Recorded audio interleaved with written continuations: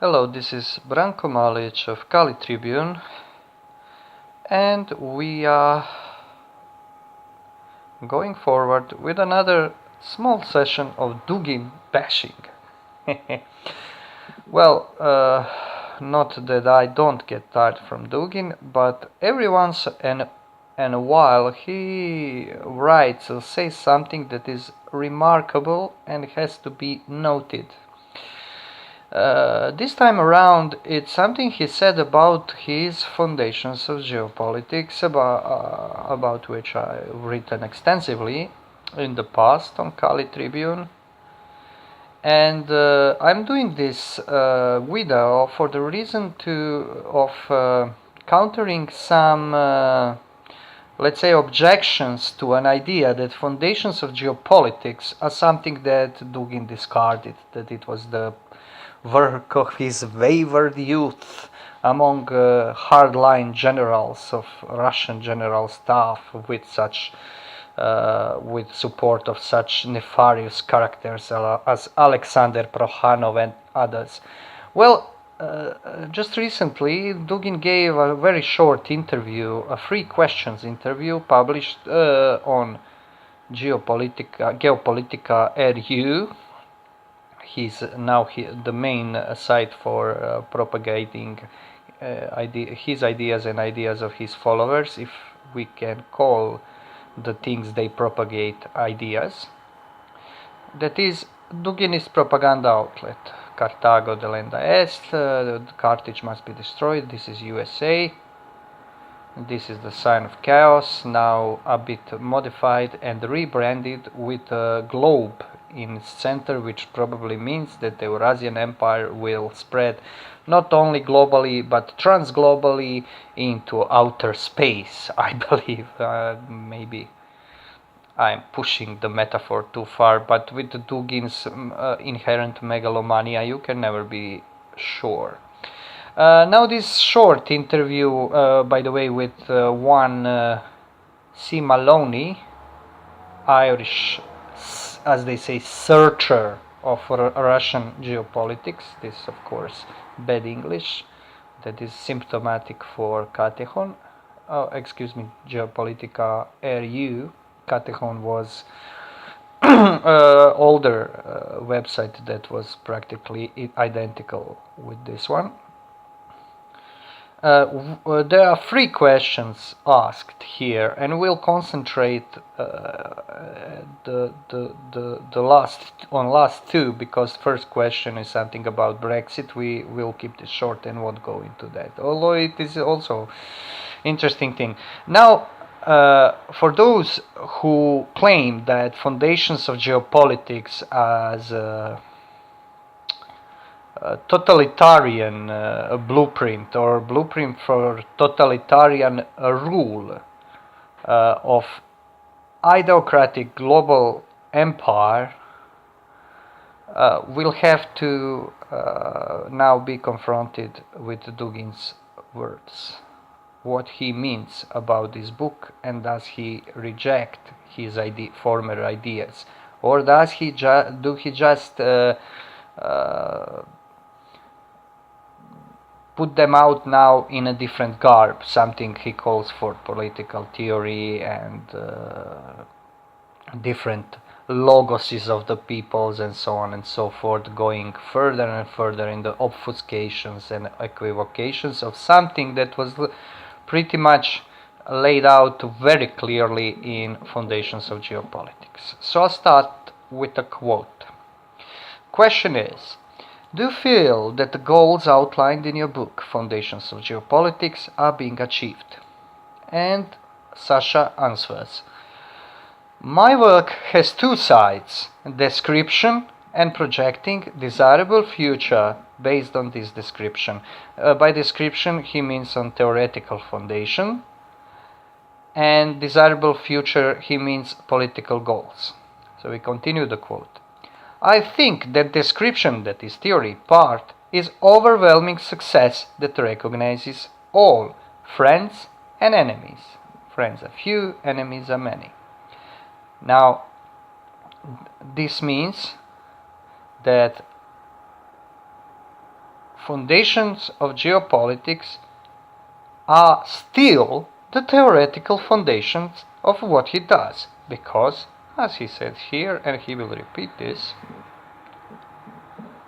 it is overwhelming success. We continue the quote. After the fall of two ideological camps, we are obliged to deal with Eurasianism versus Atlanticism frame. Now, this is completely in congruence with foundations of geopolitics, because if you read my, let's say, review, the analysis of this book, you'll notice, not in this, in first part, that is here, I will not quote from that for the sake of brevity. You'll notice that Dugin's geopolitics is kind of evolutionary eschatology. That is, it is observing history as a development of these two, in effect, material principles of land power and sea power that had come into, let's say, preparatory phase for final conflict in the Cold War. The reason being that ideologies of communism and capitalism, under which he then subsumes on the side of capitalism, democracy, liberalism, human rights, and on the side of communism, these land power principles of ideocracy, the rule of ideas, the hierarchy, traditionalism, and whatnot. They took their proper seat on the globe. So, Eastern, let's call it, tellurocratic empire was Soviet Union, seated in the midst of Eurasian heartland, whereas the main sea power, that is United States, was seated across the Atlantic. And then this framework was kind of John the Baptist of geopolitics, announcing the final conflict, the end camp of these two principles, and this end camp is going on now. It is in its first stages. So this is completely incongruent with foundations of geopolitics. We continue. It is the truth of the analysis of post-ideological period, and now, as always, he confirms what I said about him. I love this in Dugin. I was the first to accept the geopolitics on the continental side, that is Eurasianism, in new post-ideological era. Atlanticist camp existed without interruptions from Mackinder time, and German school of continentalism of Haushofer has fallen in discredit, is demonized and forgotten, and it is demonized with a good reason, I would say. Especially, he doesn't mention him here, Carl Schmitt, and I would refer, of course, once again to what I have written on this, not because there are no other writings about foundations of geopolitics, but I do take out some quotes, for instance, from Carl Schmitt, and who was extremely influential on Dugin, and then you can see why he accepts him. And he accepts him, for instance, his teaching in geopolitics,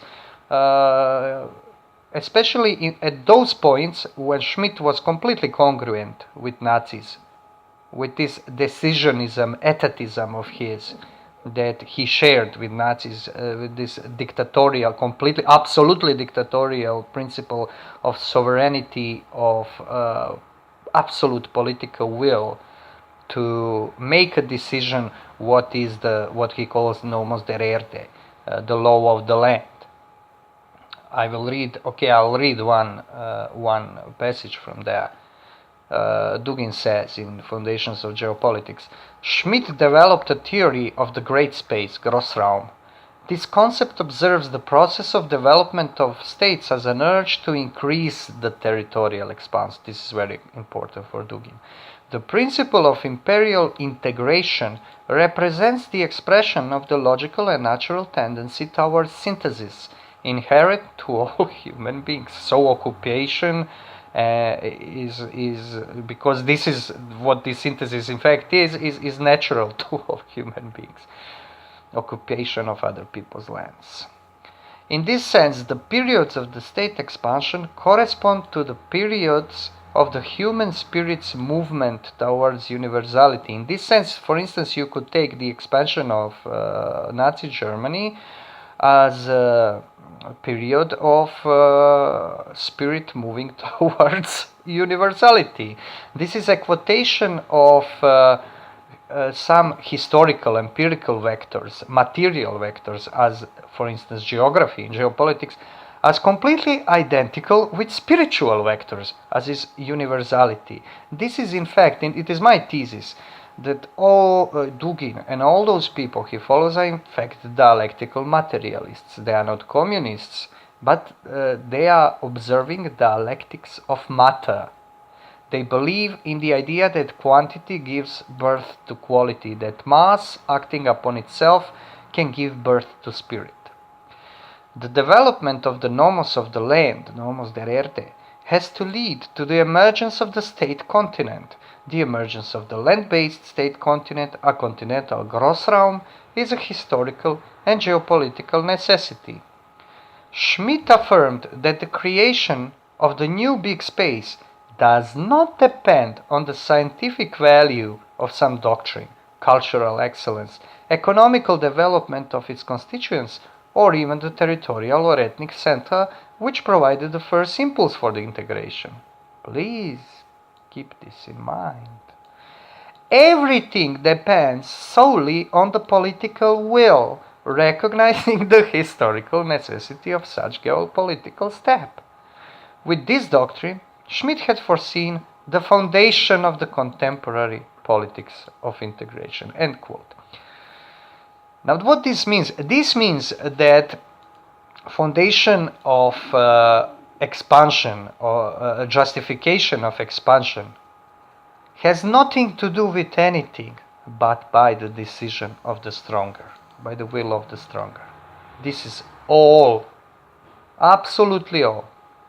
And this is what Sasha repeats. We return to quote of Dugin from this interview.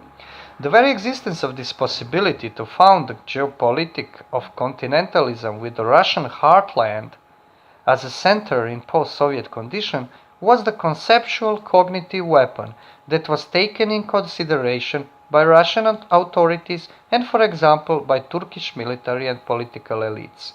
The fact of translation of Foundations of Geopolitics in early 2000 in Turkey has prepared future evolution of Erdogan politics. This is him bragging and probably telling a blatant lie, or at least even worse, blatant half-truth. Because in Foundations of Geopolitics, Dugin unequivocally considers Turkey to be a scapegoat for Eurasian integration. That is, for instance, I have quotes here, but I will not go into this. You can read the article and then you'll find it. To an extent of supporting the Kurdish separatists in Turkey. Now, if in 2000 Turkey, this book was, Foundations were translated with this passage inside it, I think the guy who published, the publishing house which published it, would be in the dire straits. But what Dugin is doing here, he is trying to project the present to the past, that now that in his mind the Erdogan is getting close to Eurasianism, was in fact development of the seed he saw. I don't think so at one moment. And this is Dugin's way of imagining things, because Dugin is applying imagination and will, not an intellect, and this is something he's also very explicit about at some moments. So this book has made some serious impact, and nobody doubts it. Well, some of Dugin's Duginettes and idiot fans of Dugin and followers, acolytes of Dugin in the West doubt it, because when they go about defending him, they try to claimed that these foundations of geopolitics, which is a totalitarian monstrosity, one of the most chilling globalist plans I ever read, and I read some, like Agenda 21 and other Western plans, have nothing on Dugin and nothing on foundations of geopolitics. So they try to deny this. Now you have his words. And nobody doubts it. Yeah, I don't doubt it. The question is only how to evaluate this impact morally, good or bad, but that depends on the position you choose in the Great War of Continents. So you see his method. I am bad. You know why I am bad? Because by criticizing his totalitarian blueprint of globally democratic empire that was foretold not only by Soviet Union but also by the idea of the global rule of the Third Reich, as he says himself, I am morally bad because I am obviously an Atlanticist, liberal idiot and scumbag. So morality is completely, absolutely reduced to geography, to global geography. And I am on the wrong side of geography. Second side, projects. Now, projects are implementation of foundations of geopolitics. Is achieved at half. In the time of writing and publishing Foundations of Geopolitics, all I talked there about was in absolute contradiction with Yeltsin and his course. It was a revolutionary book that went radically against Yeltsin and the main trend of the Russian foreign politics in the 90s. Note that while reading I am correcting the grammatical and syntax mistakes. With Putin, the situation has changed for 90 degrees, not for 180 as it should be. Putin has fulfilled the Eurasianist agenda at half, so the second half wasn't fulfilled. I consider it in the following way. It was not myself who predicted wrongly. It is Putin who is half Eurasianist, half opportunist, pragmatist. So the second part of my will, based on the geopolitical analysis, waits its moment and its leader. It is not certainly Putin. He is a man of half. Now, Dugin's work waits for somebody who will implement it. Now, what we see here is a prophetic complex. He sees himself as a prophet. And this is blatantly obvious. And he is a prophet waiting for his King Saul, that is King David, better to say, who will implement the kingdom of heaven, the third Rome, and the global Eurasian empire. Let us remind ourselves what this empire is. Isn't this lovely, huh? We'll take few quotes, reiterate few quotes that I translated from Foundations of Geopolitics about genesis of this empire. Dugin says, namely, the uniqueness of Russian nationalism lies precisely in its global character. It is not so much related to blood, but to space, soil, and land. Russians will lose their identity and vanish as a nation outside of the empire. End quote. This is in fact suicidal, because he frames Russians in the position that they either conquer or die.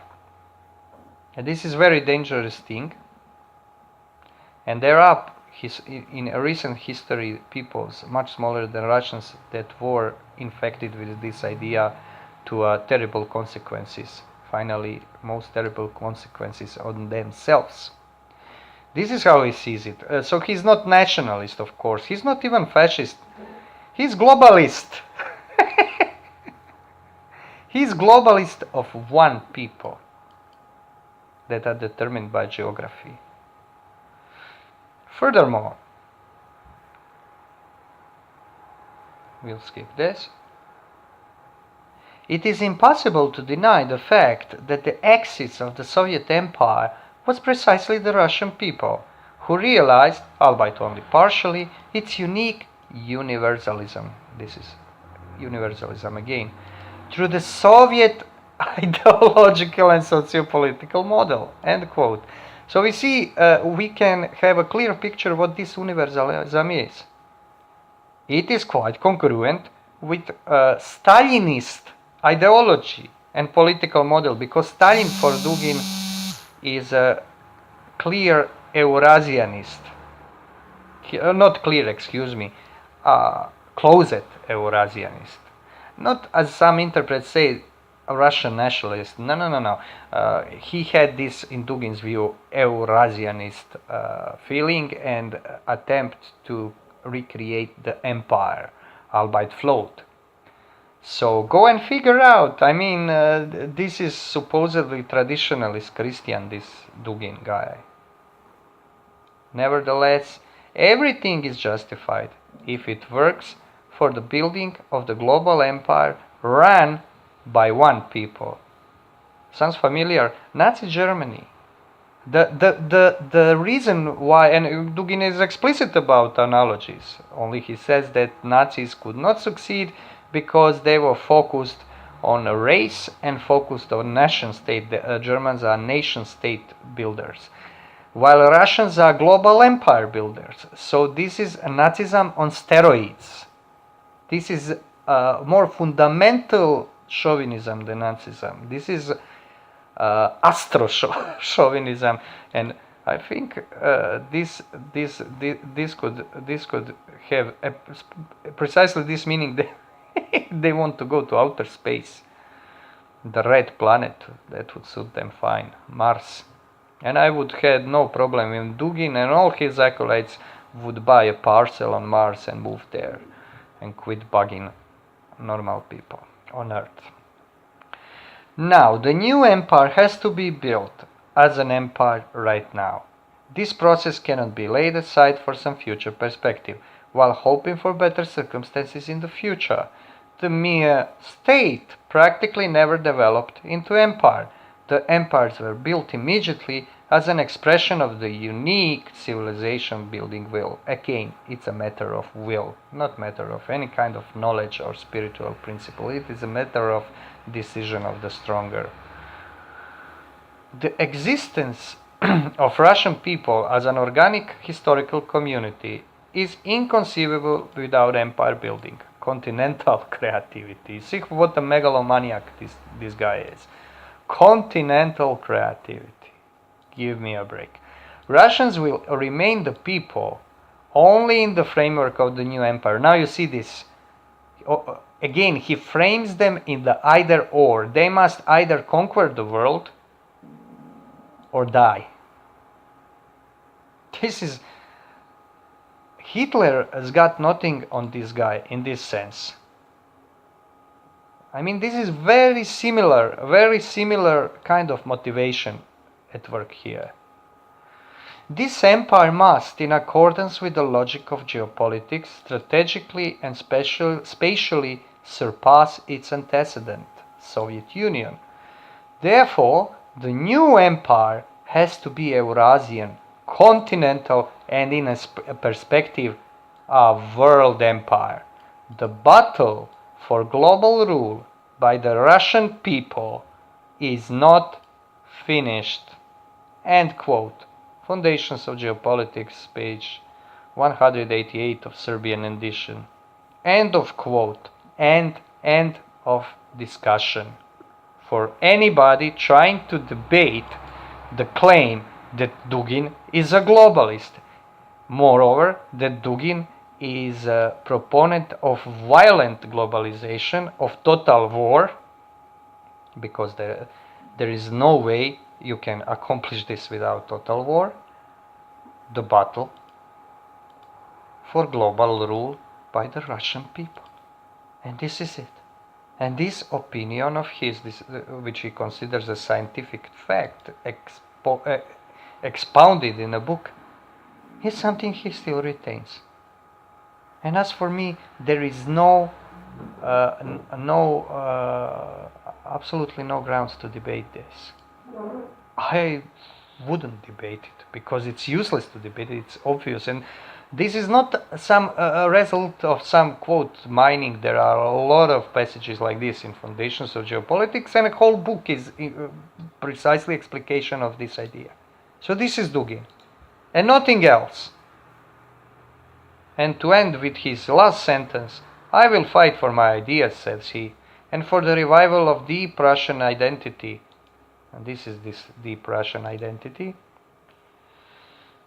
"Till the end. And we will see who will laugh at the last. So I strongly believe in the final Eurasian laugh or laughter over the smoking ruins of the present world that should end." And now some naive people or idiots, and I am more inclined to put them in a second category, believe that this is his hatred against postmodernity, modern world, and whatnot. This is Weltverachtung, as Germans would say. This is the hatred of the world in general. Smoking ruins. He just loves this. And I really I really don't understand how people can, with all his quoting of, for instance, somebody like René Guénon, can connect his thought to what is now called traditionalism, because this idea of revolution is something that is completely counter-traditional. He said René Guénon should be read like Marx, but you can't read neither René Guénon nor Grzegorz Palamas nor Thomas Aquinas nor Aristotle like Marx, because tradition in their sense does not involve revolution. Revolution is vector of modernity that cannot be extricated from modernity, and Dugin is revolutionary and violent one, in love with smoking ruins. And the other thing is that his quotation of spirit and matter and let's say movement of matter that gives birth to spirit is inversion of the traditional principle of relation of form and matter, where the quality form as an act of qualifying the matter is turned on its head. So you have matter producing the form from below. And this is something that flies in the face of the whole, what we could call spiritual tradition, religious, metaphysical tradition of elder times.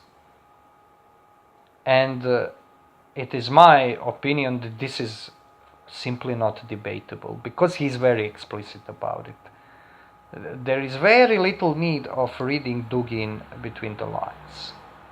So, hope that this was comprehensible and that I haven't bored you with taking Sasha beating over the head again, but I have a good reason to not to skip it every once in a while. I think this will be this is enough to convince you that this book, Foundations of Geopolitics, is something that is in fact his major work and the most comprehensible source for his idea. This is Branko Malic from Kali Tribune, signing out.